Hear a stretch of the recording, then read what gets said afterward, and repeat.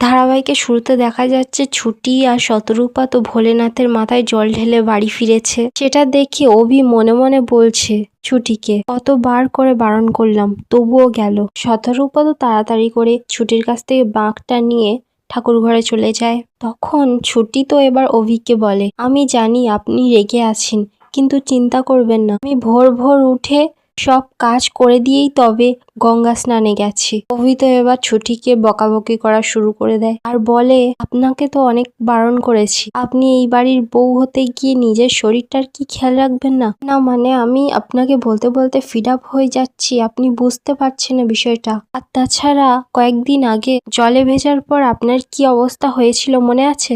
এর ফলে যদি আবার শরীরটা খারাপ হয়, অফিস যদি কামাই করেছেন, তাহলে কিন্তু ছুটি তখন অভিকে বলে, হবে না, যত কাজ আছে তাই দেবেন, যত প্রেশার আছে তাই দেবেন কালকেকার মতো, আমি সবকিছু সামলে নেব। অভি তখন ছুটিকে বলে, ব্যাস আপনাকে তো কিছু বলাই যাবে না, এবার কাঁদতে শুরু করবেন। ছুটি তখন অভিকে বলে, কাঁদছি না, গঙ্গা জল পড়ছে। অভি তখন ছুটিকে বলে, সেই আমি তো উকিল না কোকিল, তো দেখতে পাই না কিছু, আপনার যা খুশি আপনি তাই করুন। এই বলে তো অভি ওখান থেকে চলে যায়। ছুটি তো আবার সেখানে দাঁড়িয়ে দাঁড়িয়ে শতরূপা আগে বলার কথাগুলো মনে করে। যে শতরূপা বলেছে এই শিব ঠাকুরের ব্রত করা মানে স্বামীর মঙ্গলের জন্য, এই ব্রত করলে স্বামীর হাত থেকে জল খেয়ে ব্রত ভাঙতে হবে, সেই সব কথা মনে করতে থাকে। আর সেখানে দাঁড়িয়ে দাঁড়িয়ে গজগজ করতে থাকে ছুটি, বলতে থাকে, আমি উপোস করেছি সেটাও বলবো না, শিব ঠাকুর তুমি দেখছো কিন্তু এর বিচার তুমি করবে। অপরদিকে দেখা যাচ্ছে রোমা তো গার্ডেনে আসে, এসে দেখে চারিদিকে ফাঁকা, কেউ নেই। চারিদিকে দেখে সাজানো বেলুন, আর সামনে এগিয়ে দেখে একটা টেডি বিয়ার বসিয়ে রাখা হয়েছে। আর যখনই টেডি বিয়ারটাকে ছুতে যাবে, তখনই তো টেডি বিয়ারটা রোমার দিকে হাত বাড়িয়ে দেয়। মা তো ভয় থেকে লাফিয়ে ওঠে, কারণ টেডি বিয়ারের মধ্যে তো তখন ইন্দ্র ছিল।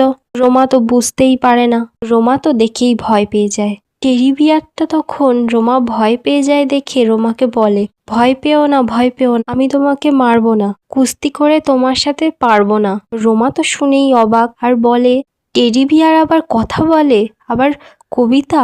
তখন টেডিটা বলে, মনটা আমার বড্ড নরম, হাড়ে আমার রাত ডিম, তোমায় আমি চিবিয়ে খাবো এমন আমার সাধ্যি নেই। রোমা তো কথাটাই শুনেই সন্দেহ হয় আর বলে, গলাটা কেমন ছেঁড়া ছেঁড়া লাগছে। যখনই কাছে যেতে যায় তখন টেডিটা বলে, এসো এসো কাছে এসো, পারতে থেকে যাও 4টে দিন, আদর করে শিখিয়ে তুলে রাখবো তোমার রাত্রি দিন। রোমা তো এবার বুঝে যায় ওটা ইন্দ্র। তখন রোমা বলে, ইন্দ্র এটা তুমি? ইন্দ্র তো এবার টেডির টুপিটা খুলে দেয় আর রোমা তো এবার দেখে নেয় ওটা ইন্দ্রই ছিল।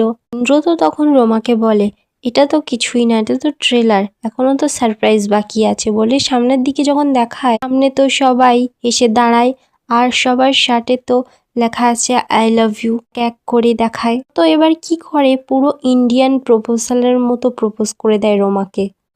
রোমার সামনে হাঁটু গেড়ে বসে একটি ফুলের বুকে দিয়ে রোমাকে বলে, I love you lady luck, hi আমার নাম ইন্দ্রজিৎ মল্লিক, আপনি কি আমার সাথে রিলেশনশিপে আসবেন? Will you me my girlfriend?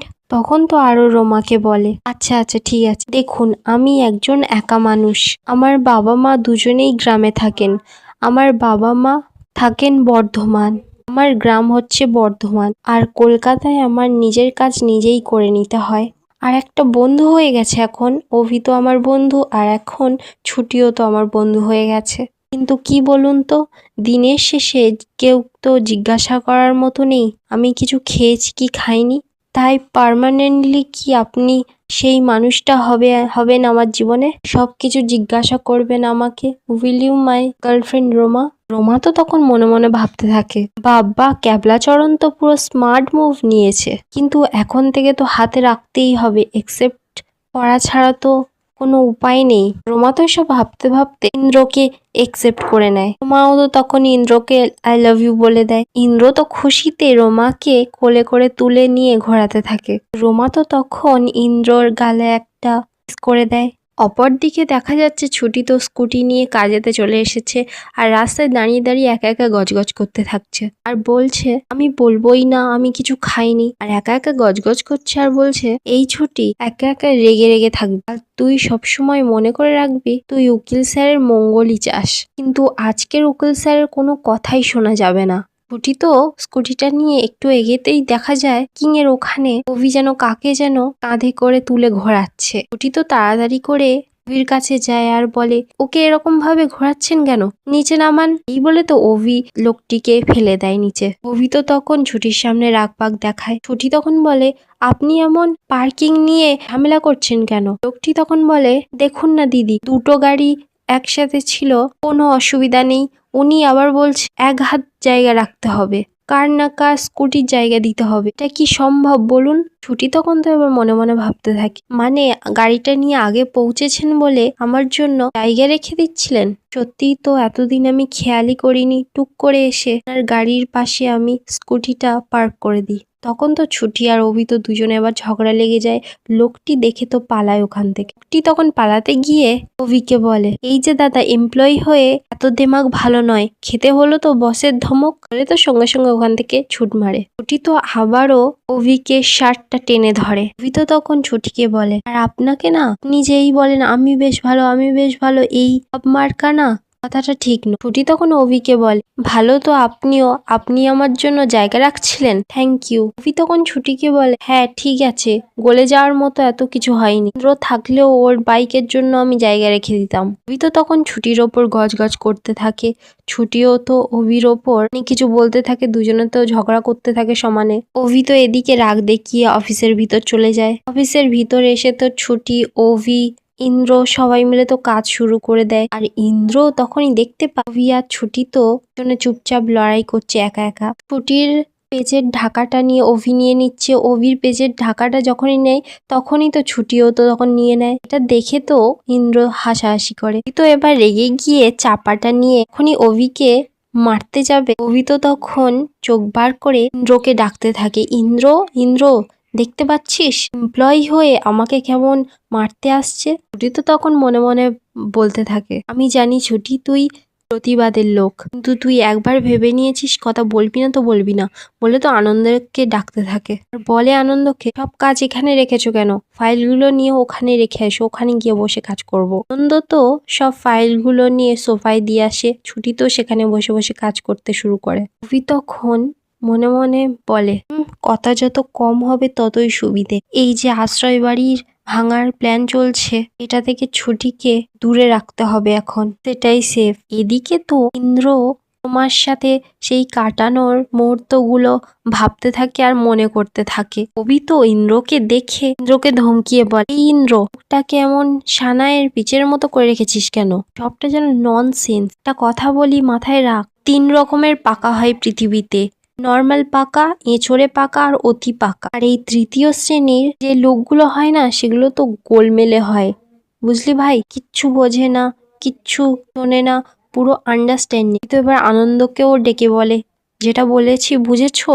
অভি তো পুরো ছুটিকে শুনিয়ে শুনিয়ে বলতে থাকে। আনন্দও তখন অভিকে বলে, আপনি স্যার বুঝতে পারছেন, বউয়ের হাতে মার খাওয়াটা সেটা ঠিক সুবিধের নয়, মনে হচ্ছে সেটা আপনার কপালে আছে। অভি তো তখন আনন্দকে বলে, এই আর এই পাতানো দিদি, ওকে গিয়ে কোল্ড ড্রিঙ্কস খাও, ওর যা মাথা গরম, পেপার ওয়েট রাখতে পারছে না, ও আবার কি কেসের ওয়েট রাখবে, যাও। ছুটিও তো এবার ইন্দ্রকে বলে, অভিকে শুনিয়ে শুনিয়ে, ইন্দ্রদা, আমাকে এমন খোঁচানো হচ্ছে আমি বুঝতে পারছি না, এবার থেকে আমাকে মেল করা হোক, মেলেই আমি সবকিছু কাজ করব। খালি কথা, কাজের কাজই হচ্ছে না। আশ্রয় বাড়িতে বাচ্চারা কবে ঢুকতে পারবে সেটা বলতে বলো। সাবিত্রী দিয়েও ওদিকে টেনশন করে মরছে। অভিও তো এবার গজগজ করতে শুরু করে দেয়। তখন ও বলে, অভিকে শুনিয়ে শুনিয়ে, আশ্রয় বাড়িতে বাচ্চারা কবে ঢুকবে সেটাই জানতে চাইছি। অভি তখন তো ছুটিকে তখন শুনিয়ে শুনিয়ে বল, আইন যখন চাইবে তখনই ঢুকবে, আবার বলার কি আছে, কাজ চলছে। অভি তো তখন মনে মনে ভাবতে থাকে আর বলতে থাকে, ছুটি, আপনাকে আমি কি করে বলবো, আশ্রয় বাড়ির ভাঙার নোটিশ এসছে,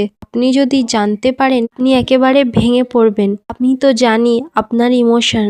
তখনই দেখা যায় অফিসের ভিতর একজন উকিল চলে আসে। অভি তো তখন ছুটিকে শুনিয়ে শুনিয়ে ইন্দ্রকে বলতে থাকে, গ্যারেজের শোরুম থেকে যে ডায়মন্ড কেসে চুরিটা হয়েছিল, আমার এখন মিটিং আছে, ওনাকে বলে দে আমার সঙ্গে যেতে হবে, একজন এমপ্লয়ি যেতে হবে। ওনাকে তো আবার এখানে সবাই বস বলে মনে করছে, ওনাকে একজন এমপ্লয়ি হয়ে যেতে হবে, ফাইলগুলো যেন নিয়ে আসে। ছুটি তো তখন রাগমাগ দেখি বলে, জো হুকুম স্যার, তো সেলুট জানিয়ে ওখান থেকে চলে যায় ছুটি। উনি উকিলের কাছ থেকে দলিলটা নিয়ে দেখে, দেখে যে ভানু সিংহ নামে একজন বানিয়েছিল। উকিল তো তখন ওখান থেকে চলে যায়। অভি আর ইন্দ্র তো কনফিউজ হয়ে যায় এই ভানু সিংহ সরকারটা আসলে কে। ইন্দ্র তখন অভিকে বলে আমরা একটা কাজ করি, ছুটির সাথে কথা বলি, ছুটি একমাত্র আমাদেরকে হেল্প করতে পারবে। অভি তখন বলে পাগল নাকি, ছুটিকে বলবো যা বুদ্ধি কোথায় কি ঘেটে ঘ করে দেবে, আমি যা করব নিজেই করব। ইন্দ্র তখন অভিকে ধমকিয়ে বলে আমি যা করব নিজে করব, আমার না একটু বেশি ইগো বুঝলে। তো ইন্দ্রকে ওখান থেকে চলে যেতে বলে। অভি তখন দাঁড়িয়ে দাঁড়িয়ে ভাবতে থাকে ছুটি আসল দলিলটা কোথায় রেখেছিল, আশ্রয় বাড়িতে নাকি রায় বাড়িতে কি অফিসে। কিছুক্ষণ পর দেখা যাচ্ছে ছুটি আর অভি তো মিটিং এর জন্য চলে এসেছে। ছুটি তো পিছনে আসছে আর গজগজ করছে। অভিও তখন ছুটিকে শুনে শুনে বলতে থাকে এখানে এসে যেন চুপচাপ খেয়ে নেওয়া হয়, অফিসে থাকাকালীন একবার জিজ্ঞাসা করেছি কিছু খাবে না বলেছো, মানে যেন খেয়ে নেওয়া হয়। ছুটি তো তখন সেখানে দাঁড়িয়ে দাঁড়িয়ে ভাবতে থাকে উফ আমার যে নির্জলা উপোস, আমি কি করে চা বিস্কিট খাবো। এই জন্য না কথা লুকোতে নেই, কিন্তু না লুকিয়ে তো উপায়ও নেই, কিন্তু এখানে তো বাঁচতে হবে, এখানে কিচ্ছু দাঁতে কাটা যাবে না। ছুটি আর অভি তো এবার দুজনে এসে খাওয়ার টেবিলে বসেছে। এটার তো এসেছে অর্ডার নিতে। অভি তখন ছুটিকে বলছে অর্ডার নেওয়া হোক। তখন অভিকে বল আমি আগেও বলেছি আমার খিদে নেই, বুঝে নেওয়া হোক আর বাড়ির দিকে রওনা দেওয়া হোক। অভি তো এবার অর্ডারটা দিয়ে দেয় দুটো দুটো করে। ছুটি তো একেবারে বারণ করে দেয় যাতে একটা আনতে হয়। তো এবার একা একা বলতে থাকে এই টাকা আর খাবার নষ্ট। অভি তো কনফিউজ হয়ে যায় খাচ্ছে না কেন, মনে মনে বলতে থাকে কি ব্যাপার খাচ্ছে না কেন, ব্যাপারটা কি, কিন্তু আশ্রয় বাড়ির দলিলটা কোথায় আছে কি করে জানবো, কায়দা করে একবার জিজ্ঞাসা করব, না না থাক বুঝে যাবে। এটা তো এবার খাবার নিয়ে আসে। ছুটি তো দেখেই খাবারটা হাতে নিয়ে বলে বাবা এতে তো প্রচুর তেল। ছুটি তো এবার খাবার দাবার নিয়ে গজগজ করতে থাকে। আর এখানেই আজকের পর্বটি শেষ হয়ে যায়। ভিডিওটা কেমন লাগলো কমেন্টে জানাতে ভুলবেন না।